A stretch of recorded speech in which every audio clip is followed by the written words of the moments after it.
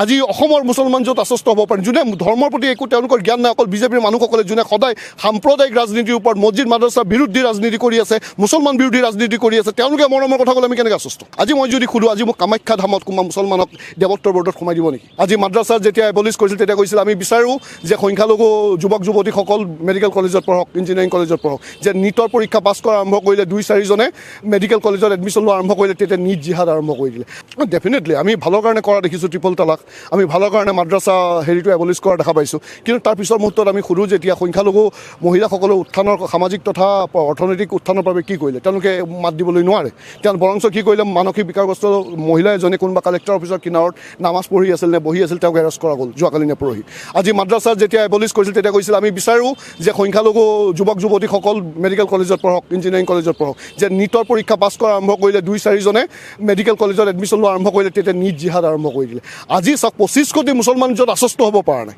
আজি অসমৰ মুছলমান য'ত আশ্বস্ত হ'ব পাৰে যোনে ধৰ্মৰ প্ৰতি একো তেওঁলোকৰ জ্ঞান নাই অকল বিজেপিৰ মানুহসকলে যোনে সদায় সাম্প্ৰদায়িক ৰাজনীতিৰ ওপৰত মছজিদ মাদ্ৰাছা বিৰোধী ৰাজনীতি কৰি আছে মুছলমান বিৰোধী ৰাজনীতি কৰি আছে তেওঁলোকে মৰমৰ কথা ক'লে আমি কেনেকৈ আশ্বস্ত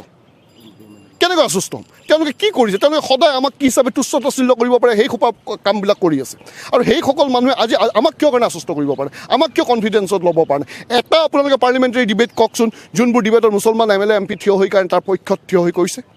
আজি এটা দল সংগঠন ওলাই দিয়ক যোনে ৱাকফ ভূমিৰ পক্ষত কৈছে অল ইণ্ডিয়া ইছলামিক মুছলিম পাৰ্চনেল ল' বৰ্ডে যোৱাকালি আহ্বান কৰিছে যে প্ৰত্যেকজন মুছলমানে ওলাই আহি কাৰণে ৰাজপথত আন্দোলন কৰক এনেধৰণৰ ঘটনা কিয় হৈছে পৰৱৰ্তী পদক্ষেপ কি আমি ৰাজপথত আন্দোলন আগুৱাই লৈ যাম আমি আদালতৰ আমি সন্মুখত যাম কাৰণ আমাৰ সাংবিধানিক অধিকাৰো ইয়াত খৰ্ব কৰা হৈছে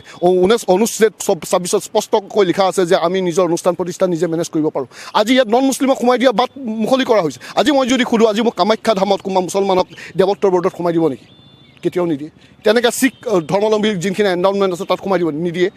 তেতিয়া অকল মুছলমানৰ সম্পত্তিত কিয় আগতে স্পেচিফিকেলি লিখা আছিল মুছলিম হ'ব লাগিব আজিকালি আজি সেই কথাবোৰ নাইকিয়া হৈ গৈছে আজি তেওঁলোকে কিন্তু এজন আগতে এনেকুৱা ধৰণৰ অসমত বহু নজিৰ আছে আজি বহু নন মুছলমানে মুছলমানৰ কল্যাণৰ হৈ কাৰণে হয়তো দুই কথা মাতি দান দি দিছে ঠিক এনেধৰণৰ কোনোবা সত্ৰৰ কাৰণে হয়তো কোনোবা মুছলমান মানুহে দি দিছে যে এইখিনি উন্নয়ন কিন্তু এতিয়া এই ক্লজত লিখা হৈছে কোনো নন মুছলিম মানুহে মাটি দান দিব নোৱাৰে কিন্তু নন মুছলিম মানুহ থাকিব পাৰে ইছলামত পুৰণা মুছলিম নতুন মুছলিম কোনো কনচেপ্টে নাই আজি যদি কোনোবা এজন মানুহে এইমাত্ৰ মুছলমান হয় কোনোবা 500 বছৰ আগত হোৱা এজন মুছলমানতকৈ তেওঁ বেছি উৎকৃষ্ট মুছলমান হ'ব পাৰে তেওঁৰ বিশ্বাসৰ ওপৰত ভিত্তি কৰি নতুন মুছলমান পুৰণা মুছলমানৰ কোনো তাত ডিফাৰেঞ্চিয়েট নাই কিন্তু এই আইনখনত লিখা আছে এজন মুছলমান হোৱাৰ পাছত তেওঁ 5 বছৰ যেতিয়ালৈকে মুছলমান হৈ থাকে তেতিয়ালৈকে তেওঁ মাটি দান কৰিবলৈ নোৱাৰিব এনেধৰণৰ যোনবোৰ আনৰিজনেবল ক্লজ আছে যোনবোৰ আনকনষ্টিটিউচনেল ক্লজ আছে তাক আমি বিৰোধ কৰিছোঁ আৰু ইয়াৰ বিৰুদ্ধে আমি ভৱিষ্যতেও আমি এই বিৰুদ্ধে আমি আন্দোলন কাৰ্যসূচী আগুৱাই লৈ যাম